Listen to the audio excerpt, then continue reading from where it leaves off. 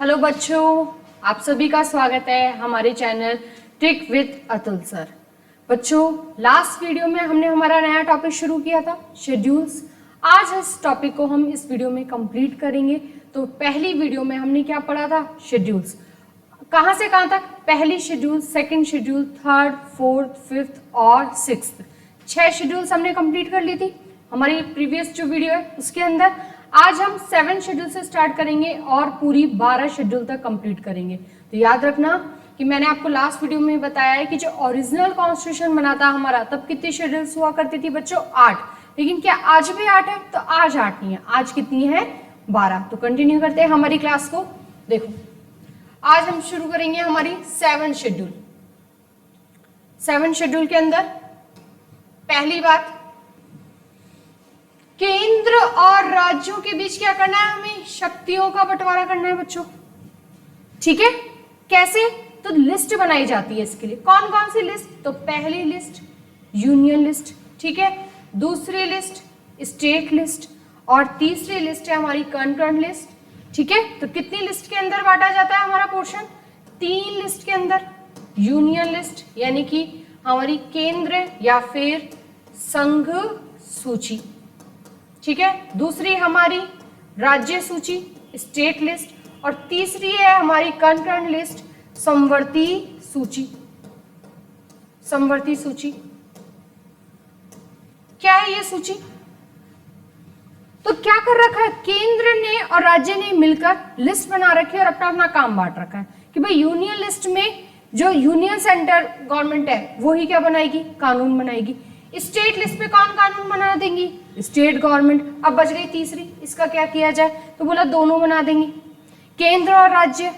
Concurrent list यानी कि जो हमारी तीसरी सूची है, समवर्ती सूची है, इस पर कौन कानून बना देंगे? तो दोनों बना देंगे, केंद्र और राज्य। लेकिन दोनों के बीच में टकराव हो जाए, अब किसका कानून माना जाएगा? तो बड़ा कौन सा है बच्चों? केंद्र वाला। ठीक है? तो कंकरेंट लिस्ट पे कौन कौन कानून बना सकती है? हमारी यूनियन गवर्नमेंट भी और हमारी जो स्टेट गवर्नमेंट है वो भी कानून बना सकती है। यहां से ध्यान रखना। तो देखो, 7 शेड्यूल में हमें क्या पढ़ना है? शक्तियों का बंटवारा। किस किस के बीच में करोगे आप इस शक्तियों का बंटवारा? केंद्र और राज्यों के बीच में। ठीक है? और ये जितनी भी हमारी लिस्ट है, यूनियन लिस्ट, स्टेट लिस्ट और कंकरेंट लिस्ट, ये कौन से आर्टिकल में आती है बच्चों?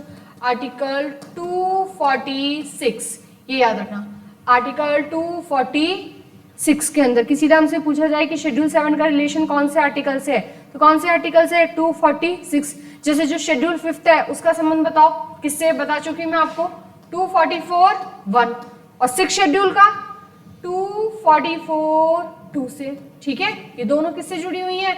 5th और 6th शेड्यूल, 5वीं और 6ठी अनुसूची से संबंधित अनुच्छेद है हमारे। जबकि 7वीं से संबंधित अनुच्छेद कौन सा है हमारा? आर्टिकल 246। क्या कर रहे हैं इसके अंदर? हम शक्तियां बांट रहे हैं। ठीक है? जैसे हम हमारे घर में क्या करते हैं? काम बांट लेते हैं कि कुछ काम पापा का हो गया, कुछ मम्मी का हो गया और कुछ काम किसका हो गया? बच्चों का हो गया।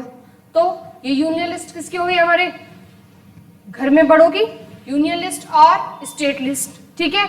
और तीसरी कौन सी हो गई है? कंकरेंट लिस्ट, जिसपे केंद्र सरकार भी कानून बना सकती है और राज्य सरकार भी कानून बना सकती है। लेकिन दोनों के बीच में टकराव की स्थिति हो जाए कि किसका कानून माना जाएगा, तो बड़ा है दोनों में से कौन है? सेंट्रल गवर्नमेंट और स्टेट गवर्नमेंट में से सेंट्रल गवर्नमेंट। अगली बात, ये यूनियन लिस्ट हमने ली कहां से बच्चों? कनाडा से। कहां से ली है? कनाडा से, ये याद रखना। जबकि कंकरेंट लिस्ट समवर्ती सूची हमने कहां से ली है बच्चों? ऑस्ट्रेलिया से ली है। कहां से ली है? ऑस्ट्रेलिया, याद रखना। ठीक है? तो देखो, ये सारी बात किसकी हो गई? हमारी 7 शेड्यूल की। लेकिन एक 42nd अमेंडमेंट हुआ इसके अंदर, जहां से यहां से 5 सब्जेक्ट क्या कर दिए? शिफ्ट कर दिए इधर। स्टेट लिस्ट से लिए और कहां शिफ्ट कर दिए? कंकरेंट लिस्ट में। तो याद रखना कौन से अमेंडमेंट से? 42nd constitution amendment 1976। ठीक है? याद रखना। इस समय प्रधानमंत्री कौन चल रही है हमारी? इंदिरा गांधी। ये भी याद रखना कि 42nd अमेंडमेंट के टाइम पे भारत में प्रधानमंत्री कौन है? इंदिरा गांधी जी। ठीक है? नेक्स्ट देखो, लिस्ट बांट दी, तीनों की तीनों लिस्ट आती कौन से उसमें? आर्टिकल में। तो आर्टिकल 246, ये याद रखना। ठीक है? यूनियन लिस्ट कहां से ले लिया हमने? कनाडा से। कॉन्करेंट लिस्ट कहां से ले लिया बच्चों हमने? ऑस्ट्रेलिया से। और अपने अपने सब्जेक्ट रख दिए कि यूनियन लिस्ट में यूनियन गवर्नमेंट कानून बनाएगी, स्टेट गवर्नमेंट पे स्टेट गवर्नमेंट कानून बनाएगी, जबकि कॉन्करेंट लिस्ट पे कौन कानून बनाएगी? और कॉन्करेंट लिस्ट पे कौन कानून बनाएगी? केंद्र सरकार भी और राज्य सरकार भी। दोनों के बीच में झगड़ा हो जाए तो ज्यादा बड़ा कौन है? केंद्र की, राज्य। तो किसकी चलेगी भाई? यूनियन की चलेगी। ठीक है, केंद्र और राज्य चलेगी किसकी? अगर टकराव हो जाए दोनों के बीच में तो केंद्र की। जैसे कैसे कैसे सब्जेक्ट होंगे यूनियन लिस्ट के अंदर? सारे बड़े बड़े नाम से पहचान सकते हो यहाँ से यूनियन लिस्ट के अंदर, जैसे कि रक्षा हो गया, डिफेंस हो गया, संचार हो गया, जितने भी हमारे फॉरेन अफेयर्स हो गए, विदेशी मामले, ठीक है, रेलवे हो गया हमारा, परमाणु ऊर्जा हो गई हमारी। ये सारे टॉपिक किसके अंदर रखे जाते हैं? यूनियन लिस्ट के अंदर। स्टेट लिस्ट के अंदर कौन कौन से टॉपिक हैं? जैसे कि एग्रीकल्चर हो गया, इरिगेशन, कृषि सिस्टम हो गया, सिंचाई हो गया, एनिमल हस्बेंड्री हो गया, पशुपालन हो गया, मेनली पंचायती राज हो गया, हमारी नगर पालिकाएं हो गई। ये सारी की सारी कौन सी लिस्ट में आती है? स्टेट लिस्ट में। कुछ सब्जेक्ट है जो मिक्स करके हमने कहा रख रखे हैं? कॉन्करेंट लिस्ट में। तो 42nd अमेंडमेंट 1976 से वो कौन से 5 सब्जेक्ट है जो स्टेट लिस्ट से ट्रांसफर होके बच्चों कहां चले गए हैं? समवर्ती सूची, कॉन्करेंट लिस्ट में। तो यहां से सबसे इंपॉर्टेंट सवाल बनता है हमारे एग्जाम के लिए कि 42nd अमेंडमेंट देखो कितने सब्जेक्ट कर दिए हमने यहां से? 5 सब्जेक्ट। ये रे हमारे 5 सब्जेक्ट कहां से निकल गए? स्टेट में थे और कहां शिफ्ट हो गए? कॉन्करेंट में शिफ्ट हो गए। ठीक है, समवर्ती सूची में शिफ्ट हो गए। समवर्ती सूची के अंदर अब वो 5 सब्जेक्ट के नाम याद रखने, क्योंकि एजुकेशन वाला सवाल पूछा हुआ है कि एजुकेशन है वो कहां पर है आज के टाइम पर। तो एजुकेशन अब स्टेट लिस्ट में नहीं आता बच्चों। एजुकेशन अब कौन सी लिस्ट में आता है? कॉन्करेंट लिस्ट में आता है। और कौन कौन से? फॉरेस्ट एंड वाइल्ड लाइफ, ठीक है, वेट्स एंड मेजरमेंट्स, हमारा जो जुडिशरी एडमिनिस्ट्रेशन है वो, फैमिली प्लानिंग और पब्लिक वेलफेयर। ये पांचों के पांचों सब्जेक्ट पहले कहाँ हुआ करते थे? स्टेट लिस्ट में। लेकिन अब ये कहाँ शिफ्ट हो चुके हैं? सारे के सारे समवर्ती सूची, कॉन्करेंट लिस्ट। और ये हमने कौन से देश से लिए बताओ? ऑस्ट्रेलिया से। कहां से लिए हमने? ये ऑस्ट्रेलिया से। ठीक है, ये याद रखना। ये सारी बात किसके बारे में हो गई? 7 शेड्यूल के बारे में, यानी कि शक्तियों का बंटवारा करना हमें, डिवीजन ऑफ पावर्स। कितनी लिस्ट में? 3। कौन कौन सी? Union list, state list, concurrent list. ठीक है, यूनियन लिस्ट कौन से देश से लिए बच्चों? हमने कनाडा से। जबकि कॉन्करेंट लिस्ट हमने कौन से देश से लिए बच्चों? ऑस्ट्रेलिया से। ठीक है, उसके बाद 42nd अमेंडमेंट जरूर याद रखना। 1976 5 सब्जेक्ट स्टेट लिस्ट से ट्रांसफर होके कहां चले गए? कॉन्करेंट लिस्ट में चले गए। क्या इसके अलावा भी कोई पावर बचती है? तो इसके अलावा भी पावर बचती है। कौन सी? एक होती है रेसिडुअरी पावर्स, रेसिडुअरी लिस्ट। ठीक है, ये भी हमने कहां से लिए बच्चों? कनाडा से। और ये जो लिस्ट है ये कौन से आर्टिकल में आती है? आर्टिकल 248। यानी कि अगर मैं आपसे पूछूं कि 7 शेड्यूल से कौन कौन से आर्टिकल रिलेट करते हैं, तो आर्टिकल 246 तीनों की तीनों लिस्ट, और आर्टिकल 248। ठीक है, क्योंकि इसके अंदर कौन सी है? रेसिडुअल लिस्ट है। कैसी लिस्ट होगी ये? ऐसी लिस्ट जहां पर इन तीनों लिस्ट के अलावा भी कुछ बची हुई चीजें रह जाती है। जैसे कि सबसे बड़ा एग्जांपल है इसका साइबर क्राइम। साइबर क्राइम कौन सी लिस्ट में आता है बच्चों? इस रेसिडुअरी पावर्स, रेसिडुअरी लिस्ट के अंदर आता है। एक और इंपॉर्टेंट बात, क्या ये हमारे भारत में अभी बनी कि पहले से? तो पहले से। कौन से एक्ट से? तो 1935 के एक्ट से। और 1935 के एक्ट में ये पावर किसके पास हुआ करती थी? गवर्नर जनरल, यानी कि वायसराय के पास हुआ करती थी ये पावर। और आज है तो है, लेकिन आज किसके पास है बच्चों? आज हमारी जो यूनियन यानी कि हमारी सेंट्रल गवर्नमेंट है उसके पास है, केंद्र सरकार के पास है आज। ये याद रखना। ठीक है, ये सारे सवाल किसी ना किसी एग्जाम्स में पूछे हुए हमारे लिए इंपॉर्टेंट है कि जो रेसिडुअल लिस्ट है वो कौन से आर्टिकल में आती है? आर्टिकल 248। जबकि 246 में कौन कौन सी आती है? स्टेट लिस्ट, यूनियन लिस्ट और कॉन्करेंट लिस्ट। यूनियन लिस्ट हमने कहां से ली है बच्चों? कनाडा से। जबकि कॉन्करेंट लिस्ट कहां से ली है? ऑस्ट्रेलिया से। और ये रेसिडुअल लिस्ट है ये भी हमने कहां से ली है? कनाडा से। जिसका सबसे बड़ा एग्जांपल कौन सा है? Cyber crime. क्या ये पहले से थी? तो पहले से थी। कब से? 1935 के एक्ट में इस लिस्ट की बात हो चुकी। तब ये पावर किसके पास हुआ करती थी? तो तब ये पावर थी गवर्नर जनरल यानी कि वायसराय। आज ये पावर किसके पास है? तो आज ये पावर किसके पास है बच्चों? केंद्र सरकार के पास है, ये याद रखना, ठीक है। नेक्स्ट देखो, ये तो सारी बातें हमने किसके बारे में कर ली? 7 शेड्यूल के अंदर शक्तियां बांट दी हमने, सब अपना क्या क्या, सब अपना अपना काम करो। नेक्स्ट कौन सी शेड्यूल है हमारी? 8 शेड्यूल। और इस 8 शेड्यूल के अंदर स्टार्टिंग में कितनी भाषाएं हुआ करती थी बच्चों? 14 भाषाएं। कितनी भाषाएं? 14 भाषाएं शामिल थी। लेकिन आज कितनी है? 22। यानी कि इसका मतलब 15 से लेके 22 तक की भाषाएं क्या हुई हैं? बाद में जुड़ी हैं। और बाद में जुड़ी हैं तो बच्चों किसी ना किसी अमेंडमेंट से जुड़ी होंगी। तो पहले हम वो 14 भाषाएं देखते हैं हमारी, कि 14 भाषाएं कौन सी थी, कौन कौन सी इनमें से शामिल थी। तो देखो कौन कौन सी भाषाएं हुआ करती थी हमारे पास शुरुआत में?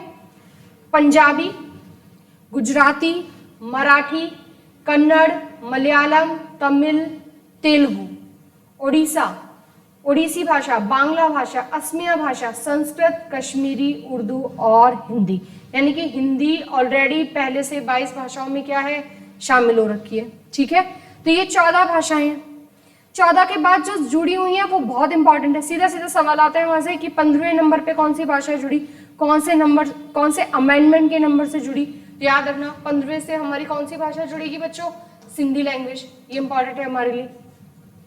15वें से कौन सी लैंग्वेज है? सिंधी लैंग्वेज है 15वें नंबर पे, ठीक है। तो ये तो वो 14 भाषाएं हो गई जो पहले से ओरिजिनल कॉन्स्टिट्यूशन में शामिल थी। लेकिन बाद में कितनी भाषाएं जुड़ी हैं? 15 से लेकर 22 तक की भाषाएं जुड़ी हैं। तो 8वीं शेड्यूल में सीधा सीधा क्या याद रखना? 8वीं शेड्यूल में आता क्या है? तो भाषाएं। जबकि 7वीं में क्या आता है बच्चों बताओ?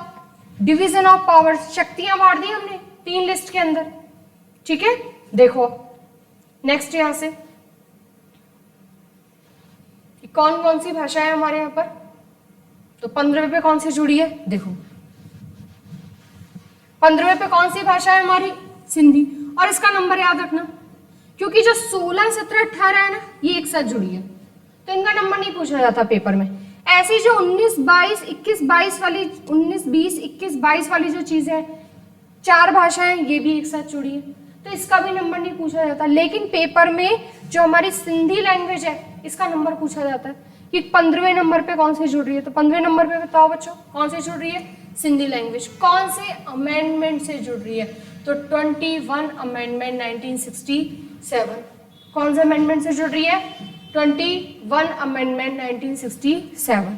अगली भाषा कौन सी है? एक साथ 3 कौन सी जुड़ी है? कोंकणी, मणिपुरी और नेपाली। ये कौन से अमेंडमेंट से जुड़ रही है?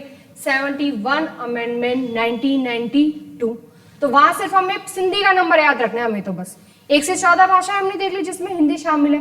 इंग्लिश अभी तक कहीं भी नहीं आई है, तो इंग्लिश जो लैंग्वेज है वो 8वीं, जो हमारी 8वीं अनुसूची है, 8 शेड्यूल है, उसके अंदर शामिल नहीं होती है। तो 15वें पे सिंधी। बताओ कौन से अमेंडमेंट से? 21 अमेंडमेंट 1977, 21वां संविधान संशोधन 1967। कई बार सीधा ईयर पूछ लेते हैं कि सिंधी भाषा कौन से वर्ष जुड़ी, आगे का नंबर नहीं पूछते पेपर में। तो 67। तीनों की तीनों एक साथ जुड़ी है, तो इसका नंबर इंपॉर्टेंट नहीं है हमारे लिए। हमें ये याद रखना है तीनों एक साथ कौन कौन सी है? कोंकणी, मणिपुरी और नेपाली। कौन से अमेंडमेंट से? 71 अमेंडमेंट 1992 से। अगली और कौन कौन सी जुड़ी है? बोडो, डोगरी, मैथिली और संथाली। कौन कौन सी है बच्चों? बोडो, डोगरी, मैथिली और संथाली। ये याद रखना, ये चारों एक साथ जुड़ी हैं। और ये चारों कौन से अमेंडमेंट से जुड़ी हैं? तो चारों की चारों 92 अमेंडमेंट 2003, 92वां संविधान संशोधन 2003 से जुड़ी है ये सारी की सारी। अब सवाल कैसे कैसे पूछे हुए कि बोडो जो भाषा है ये कहां पर बोली जाती है? तो बच्चों ये कहां बोली जाती है? असम में। एनटीपीसी का आया हुआ सवाल है ये कि बोडो लैंग्वेज किस स्टेट में बोली जाती है? तो किसमें? अब से हमें याद रखना है बोडो भाषा किसमें बोली जाती है? असम में। देखो सवाल पैटर्न, सवाल जो है वो इसी पैटर्न से निकल रहे हैं। ऐसा नहीं कि कुछ एक्स्ट्रा सवाल आते हैं पेपर में, बस ये होता है कि हम उन चीजों को डीप नहीं पढ़ते हैं। हमने सीधा क्या याद रख दिया? बोडो, डोगरी, मैथिली, संथाली, 92 अमेंडमेंट 2003, यहां तक याद कर दिया। लेकिन इससे भी तो नेक्स्ट लेवल का सवाल बन सकता है पेपर में, वो कैसे बनेगा? तो बोडो भाषा कौन से स्टेट में बोली जाती है? असम में। एनटीपीसी में पूछा हुआ सवाल है ये। डोगरी भाषा कहाँ बोली जाती है? जम्मू कश्मीर में बोली जाती है बच्चों। CHSL 2019 का आ रखा है सवाल कि डोगरी भाषा कौन से स्टेट में बोली जाती है? जम्मू कश्मीर में। मैथिली कहाँ बोली जाती है? बिहार में। मैथिली कहाँ बोली जाती है बच्चों? बिहार में। और संथाली, संथाली तो बहुत इंपॉर्टेंट है। तो संथाली भाषा मेनली कहाँ बोली जाती है? तो संथाली मेनली बोली जाती है असम हो गया, ठीक है, मिजोरम वाला हिस्सा हो गया, असम, मिजोरम, मेघालय, बिहार, कुछ कुछ झारखंड वाला भी हिस्सा होता है, ठीक है, झारखंड और बिहार, यहां पर बोली जाती है संथाली भाषा, ठीक है। तो चार कौन कौन सी जुड़ी है लास्ट में? बोडो, डोगरी, मैथिली, संथाली। कौन सा अमेंडमेंट से? 92 अमेंडमेंट 2003। बोडो कहाँ बोली जाती है? असम में। डोगरी कहाँ बोली जाती है? जम्मू कश्मीर में। CHSL 2019 का सवाल है ये। मैथिली कहाँ बोली जाती है? बिहार में। संथाली कहाँ बोली जाती है? असम हो गया, त्रिपुरा हो गया, मेघालय हो गया, मिजोरम हो गया, झारखंड हो गया, बिहार। लेकिन इस संथाली के बारे में आपको दो बातें और याद रखनी है कि जो संथाली भाषा है हमारी, ठीक है, जो लास्ट नंबर वाली भाषा है, ये किसके अंदर आती है? तो ये मुंडा लैंग्वेज है। कैसी लैंग्वेज है? Munda. Santhali is a Munda language. क्या चीज है ये मुंडा? तो देखो हर लैंग्वेजेस के ना ग्रुप बने हुए होते हैं, और ये जो संथाली लैंग्वेज है ये ऑस्ट्रो एशियन का पार्ट है। किसका पार्ट है? ऑस्ट्रो एशियन, ठीक है, ऑस्ट्रो एशियन इसका पार्ट है, याद रखना, एशियन। और इसी ऑस्ट्रो एशियन के जो हिस्से इसके अंदर टोटल लैंग्वेजेस आती है 168, ठीक है। तो इतना डीप नहीं पूछ सकता, लेकिन ये तो पूछ सकता है कि संथाली लैंग्वेज कौन से किस लैंग्वेज का हिस्सा है, तो वो ऑस्ट्रो एशियन लैंग्वेज का हिस्सा है। ये SSC का आया हुआ सवाल है 2019 से पहले वाले पेपर में। और इस ऑस्ट्रो एशियन का ही एक हिस्सा है मुंडा, तो हम बोल सकते हैं Santhali is a Munda language. Santhali क्या है? मुंडा भाषा है।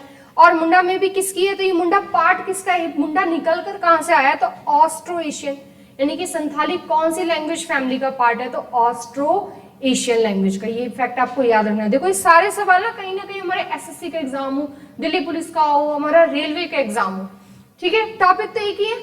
हर पैटर्न में हर जगह से क्या हो रहे हैं? नए सवाल निकल रहे हैं। तो आपको याद रखना है बोडो असम में, डोगरी जम्मू कश्मीर, मैथिली बिहार, संथाली झारखंड, बिहार, असम, त्रिपुरा, जो भी उसके आसपास का एरिया वहां पर थोड़ी थोड़ी जगह बोली जाती है। स्पेशली जो संथाली और खासी है वो कहाँ मानी जाती है? मेघालय में मानी जाती है। ये संथाली जो लैंग्वेज है वो कौन सी है? मुंडा लैंग्वेज है। और ये मुंडा निकल कर आया किसका हिस्सा? ये संथाली और मुंडा है पार्ट किसके? कौन सी लैंग्वेज फैमिली का हिस्सा ही है? तो कौन सी है बच्चों? Austro Asian. याद रखना है यहाँ से। ये सारी बातें किसके बारे में हो गई है? हमारी लैंग्वेजेस। लेकिन इसके अलावा भी बच्चों कुछ हमारी क्या होती है? क्लासिकल लैंग्वेज होती है, ठीक है। उसकी बात भी हम किस में करेंगे? 8वीं में, क्योंकि 8वीं अनुसूची में हमें सिर्फ और सिर्फ भाषाओं के बारे में बात करना है। तो ये तो वो भाषा है जो हमारे कॉन्स्टिट्यूशन में जुड़ी है, ठीक है। लेकिन इनमें से भी कुछ भाषाओं को क्लासिकल लैंग्वेज यानी कि शास्त्रीय भाषाओं में शामिल किया गया। क्या होती है क्लासिकल लैंग्वेज?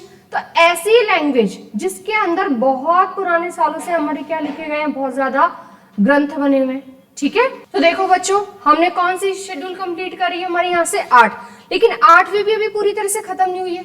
8वीं में आपको क्या बता रही हूँ कि हमारी क्लासिकल लैंग्वेज, ठीक है, क्लासिकल लैंग्वेज यानी कि शास्त्रीय भाषाएं। तो 8वीं अनुसूची में सारी बात भाषाओं की हो रही है। और शास्त्रीय भाषाएं कौन सी? जिनमें हमारे क्या लिखे हुए हैं? प्राचीन ग्रंथ लिखे हुए हैं। तो यहाँ से हमें याद रखना है कि वर्तमान में हमारी कितनी शास्त्रीय भाषाएं हैं? तो बच्चों कितनी है? 11, ठीक है। ये 11 हुई कब से? अभी ज्यादा पुराना सवाल नहीं है ये। 3 अक्टूबर 2024 को। पहले कितनी थी? 6। और यानी कि 3 अक्टूबर 2024 को पहले से 6 भाषाएं थी और हमने कितनी और जोड़ दी? 5। यानी कि अब कितनी भाषाएं हो गई हैं बच्चों? हमारे पास 11 भाषाएं हो गई हैं, ठीक है। तो क्लासिकल लैंग्वेज क्या हो गई? समझ गया कि जितने भी हमारे जो ग्रंथ हैं जो सबसे ज्यादा किस लैंग्वेज में लिखे हुए हैं, तो उनको हम क्या कर देते हैं? एक स्पेशल चीज दे देते हैं। तो उन्हें हम क्या बोल देते हैं? क्लासिकल लैंग्वेज, शास्त्रीय भाषा। जो टोटल कितनी है 11। नई पूछे कि नई कितनी जुड़ी है, तो नई तो 5 ही जुड़ी है। और कब जुड़ी है, अक्टूबर 2024 में जुड़ी है। तो ये करंट का भी सवाल बन सकता है यहाँ से हमारे लिए। वो पांचों भाषाएं कौन कौन सी हैं, मराठी, पाली, प्राकृत भाषा, असमिया और बंगाली। ये पांचों भाषाएं हैं जो अभी जुड़ी है। ठीक है, किसके अंदर जुड़ी है, तो क्लासिकल लैंग्वेज में ऐड हुई है। ये क्या काम है इसका हमें क्लासिकल लैंग्वेज में, कि अब से हम हमारे पार्लियामेंट में क्या कर सकते हैं, ये पांचों भाषाएं भी यूज कर सकते हैं साथ में बोलने के लिए। ठीक है, तो पहले कितनी भाषाएं थी 6, अब टोटल कितनी हो गई 11। 5वीं कब जुड़ रही है, 5 की 5 3 अक्टूबर 2024। और 5 नई के नाम याद रखने हैं क्योंकि नए से सवाल बनेगा हमारे यहाँ, मराठी, पाली, प्राकृत, असमिया और बंगाली। ठीक है बच्चों, नेक्स्ट देखो। और पहली क्लासिकल लैंग्वेज हमने किसको बनाई थी, तमिल को। तमिल भाषा कब, 2004। तो पहली याद रखनी है। और नई अभी कितनी जुड़ी है, 5वीं। तो 7th और 8th शेड्यूल कंप्लीट होती है हमारी। नेक्स्ट है 9th शेड्यूल। अब देखो, स्टार्टिंग में ही मैंने आपको बताया था कि शुरुआत में हमारे पास कितनी शेड्यूल हुआ करती थी, 8। और अब कितनी हमारे पास बच्चों, 12। यानी कि जो 9, 10, 11 और 12 ये बाद में जुड़ी है। तो इसका मतलब हम नवी पढ़ रहे हैं तो सबसे पहले तो हमें इसका अमेंडमेंट याद करना है। ठीक है, कि अमेंडमेंट का नंबर कौन सा है, तो फर्स्ट कॉन्स्टिट्यूशनल अमेंडमेंट 1951। पहला संविधान संशोधन 1951 के द्वारा हमने कौन सी शेड्यूल जोड़ दी, हमारी 9th शेड्यूल। अब सवाल और कैसे पूछे जाते हैं, अब तक तो हमने याद कर लिया कि 9th शेड्यूल है, कौन सा अमेंडमेंट से जुड़ी, फर्स्ट अमेंडमेंट। कब, 1951 के अंदर। लेकिन ये भी याद रखना है कि उस समय हमारे प्राइम मिनिस्टर कौन है 1951 में, पंडित जवाहरलाल नेहरू। हमारे प्रेसिडेंट कौन है, डॉक्टर राजेंद्र प्रसाद। क्योंकि आजकल ऐसे सवाल पूछ लेते हैं कि 9th शेड्यूल के समय प्राइम मिनिस्टर कौन है, 9th शेड्यूल जब जुड़ रही है कॉन्स्टिट्यूशन में तो प्रेसिडेंट कौन है, तो यहाँ से हमें क्या याद रखना है, प्रधानमंत्री कौन है, पंडित जवाहरलाल नेहरू। राष्ट्रपति कौन है, डॉक्टर राजेंद्र प्रसाद। क्या चीज है इसके अंदर, सब्जेक्ट किसकी बात हो रही है, तो लैंड रिफॉर्म्स, भूमि सुधार। किसकी बात हो रही है बच्चों, लैंड रिफॉर्म्स, भूमि सुधार की बात हो रही है। जब स्टार्टिंग में शुरू में जब ये शेड्यूल बनी थी तब इसके अंदर रखे गए थे 13 सब्जेक्ट। कितने, 13। लेकिन आज 13 सब्जेक्ट नहीं है, आज इसके अंदर है 282 सब्जेक्ट। और पहले इसी चीज का फायदा भी उठाया गया है केंद्र सरकार द्वारा, राज्य सरकार भी द्वारा। क्या होता था कि कुछ किसी भी चीज की अगर जुडिशियल रिव्यू नहीं करानी है, न्यायिक समीक्षा नहीं करवानी है, यानी कि उसको कोर्ट चेक ना कर सके, तो सीधा उठाओ और कौन से शेड्यूल में डाल दो, 9th शेड्यूल में। लेकिन अब ऐसा नहीं होता। अब कोर्ट ने क्या बोला हुआ है कि अगर 9th शेड्यूल के अंदर कोई भी सब्जेक्ट रखा जाता है तो कोर्ट के पास पावर है कि वो इस 9th शेड्यूल का क्या कर सकती है, जुडिशियल रिव्यू कर सकती है, यानी कि न्यायिक समीक्षा कर सकती है। और ये डिसीजन कौन से केस में दिया गया हमें, तो देखो कितने विषय थे, 13 और अब कितने हो गए, 282। तो इसके लिए एक बहुत इंपॉर्टेंट केस है, सीधा हमें सिर्फ इसका नाम याद रखना है कि कौन सा केस है वो 9th शेड्यूल से जुड़ा हुआ है, बस इतना याद रखना है। तो कौन सा केस है, IR कोहोलन, IR कोहोलन केस 2007 में। और इस केस में कहा गया कि 24 अप्रैल 1973 के बाद से जो भी सब्जेक्ट 9th शेड्यूल में रखे गए हैं उनकी भी न्यायिक समीक्षा की जाती है। और ये डेट किसकी है, तो ये केशवानंद भारती केस की डेट है, जो बहुत ही इंपॉर्टेंट केस था हमारे पूरे के पूरे कॉन्स्टिट्यूशन को, यानी कि हमारे कॉन्स्टिट्यूशन को एक नई दिशा दिखाने का काम किया इस केस ने। तो बाद में जैसे जैसे हम आगे पढ़ेंगे हमारे टॉपिक्स में तो मैं आपको पूरा बताऊंगी ये केशवानंद भारती केस है क्या चीज। तो हमें 9th शेड्यूल में क्या याद रखना है, पहली बात बाद में जुड़ी है, पहले से नहीं थी। कौन से अमेंडमेंट से जुड़ी है, फर्स्ट अमेंडमेंट 1951। प्रधानमंत्री कौन है, पंडित जवाहरलाल नेहरू। राष्ट्रपति कौन है, डॉक्टर राजेंद्र प्रसाद। आता क्या है इसके अंदर, सब्जेक्ट क्या है इसमें, तो लैंड रिफॉर्म्स, भूमि सुधार वाले काम करने, यानी कि जो जमींदारी व्यवस्था चलती आ रही थी उसे खत्म करना है, उसे बढ़ावा नहीं देना है। अब देश आजाद हो चुका है, अब संविधान बन चुका है हमारा यहाँ से, तो इसकी जरूरत महसूस हुई, इसीलिए 1951 में से जोड़ दिया गया। शुरू में कितने सब्जेक्ट थे, 13। आज कितने हैं, 282। क्या इसका भी जुडिशियल रिव्यू हो सकता है, हो सकता है। कौन से केस से? IR colon case 2007। कौन सी डेट बेस बनाया गया? 24 अप्रैल 1973। तो ये सारी बातें किसके बारे में हो गई? 9 शेड्यूल। नेक्स्ट, तो अभी हमने 3 कंप्लीट कर दी हमारी। 7 शेड्यूल में बताओ क्या था? Division of powers, union list, state list, concurrent list और रेसिडुअल लिस्ट, जो हमने कहां से लिए? कनाडा से, आर्टिकल 248। जबकि 246 में कौन सी लिस्ट आती है? तीनों की तीनों list, union list, state list और कॉन्करेंट लिस्ट। नेक्स्ट देखो, नेक्स्ट है हमारी 10 शेड्यूल, 10वीं अनुसूची। तो 7वीं, 8वीं और 9वीं, उन तीनों में से बाद में कौन जुड़ रही है? 9वीं अनुसूची। नेक्स्ट है 10वीं। तो सबसे पहले तो अमेंडमेंट का नंबर याद रखना है हमें। 52 अमेंडमेंट 1985, 52वें संविधान संशोधन 1985 के द्वारा जुड़ रही है। क्या चीज है इसके अंदर? इसका सब्जेक्ट क्या है? तो इसके अंदर आता है डिफेक्शन, यानी कि दल बदल डिफेक्शन। और इस दल बदल के लिए कानून बना हुआ है बच्चों 1985, याद रखना आप यहां से 1985। तो 10 शेड्यूल कब जुड़ रही है?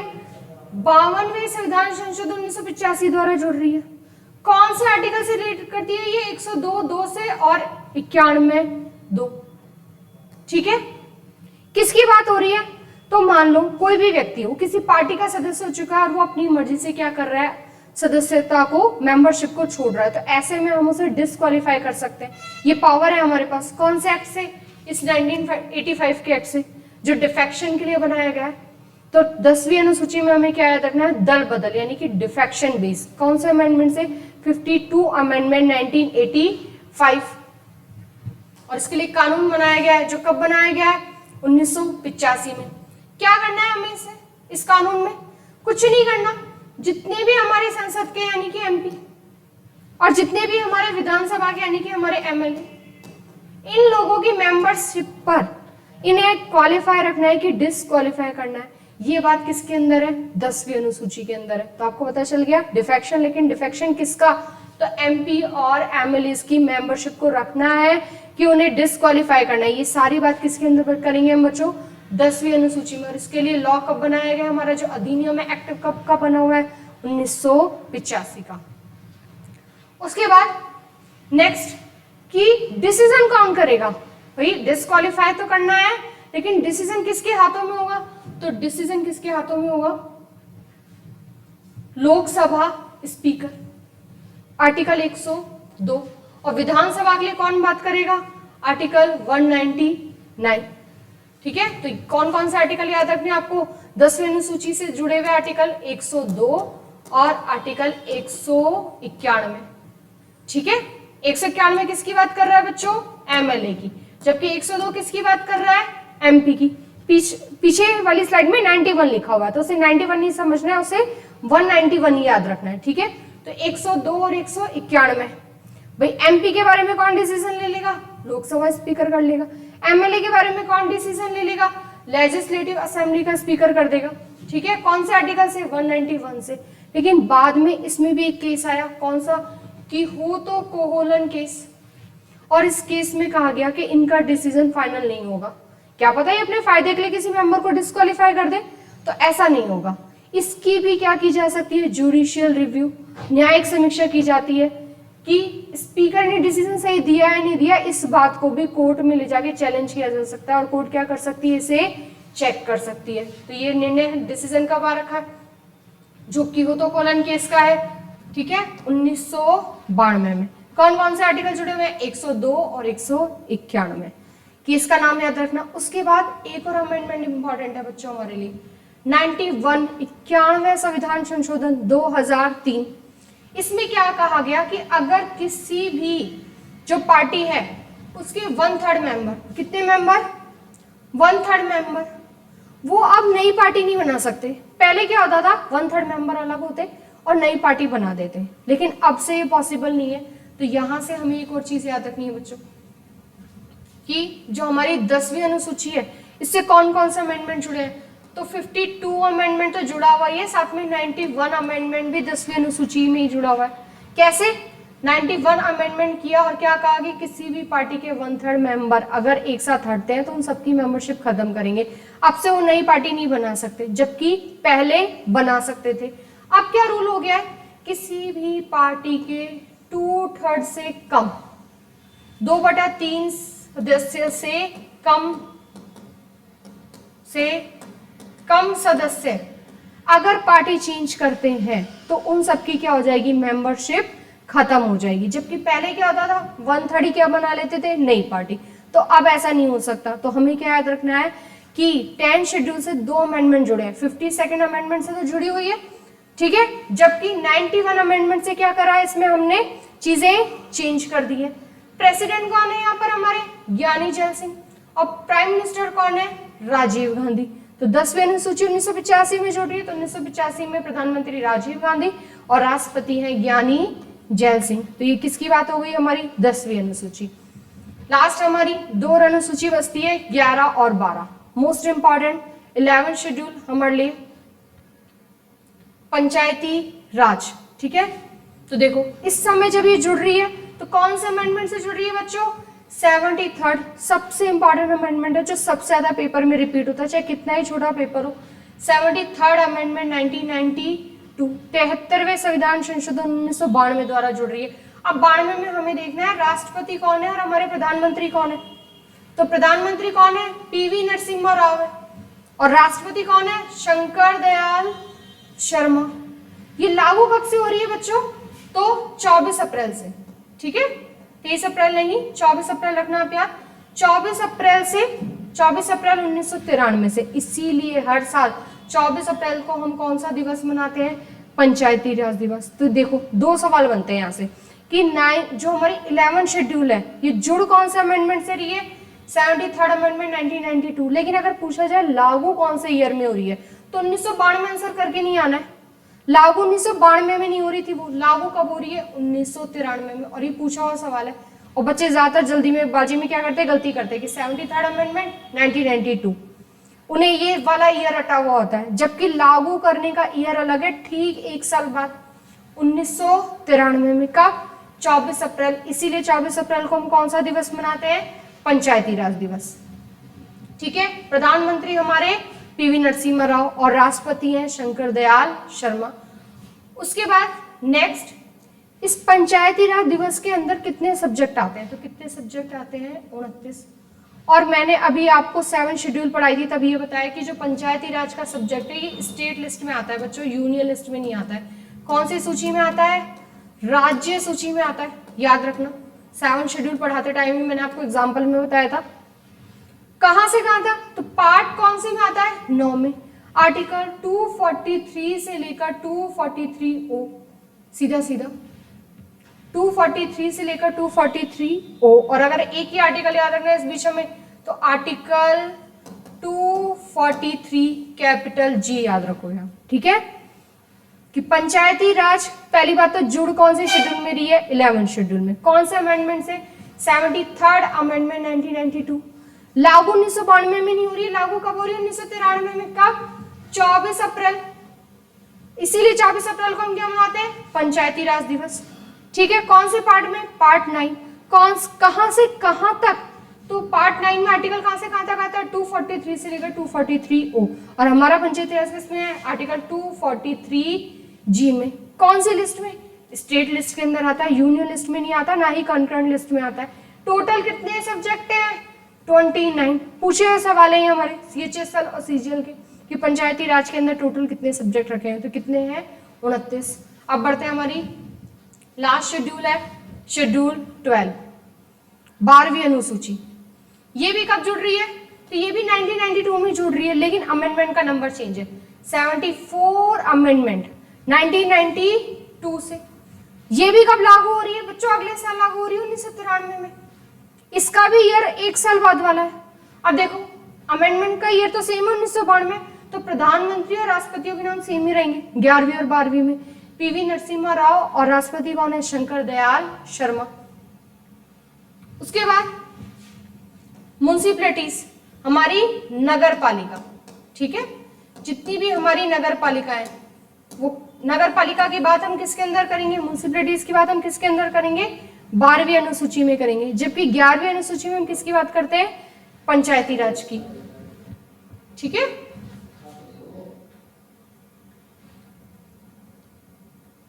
और 12वीं में कौन है हमारी, नगर पालिका, ये याद रखना। ठीक है बच्चों, तो 11वीं में पंचायती राज और 12वीं में नगर पालिका कब से लागू हो रही है, 1993 से। और ये भी कौन सी लिस्ट में आता है, स्टेट लिस्ट में। कौन सा आर्टिकल रहेगा इसके लिए हमें, तो आर्टिकल 243W याद रखना। जबकि 11वीं में हमने क्या देखा था, 243G, और यहाँ से क्या याद रखोगे, 243W। ये भी कौन सी लिस्ट में, स्टेट लिस्ट में। लेकिन ये कौन से पार्ट में आता है, तो ये आता है हमारा जो म्युनिसिपैलिटीज वाला टॉपिक है, पार्ट 9A। जबकि पंचायती राज पार्ट 9 कहां से कहां तक आर्टिकल में, तो ये आप सही कर लेना, न्यायपालिका नहीं है, नगर पालिका है। कहां से कहां तक, 243 से लेकर 243Z तक। ठीक है बच्चों, और इसके अंदर कितने सब्जेक्ट आते हैं हमारे, 18। पंचायती राज नहीं है ये, ठीक है, इसे कट कर देना।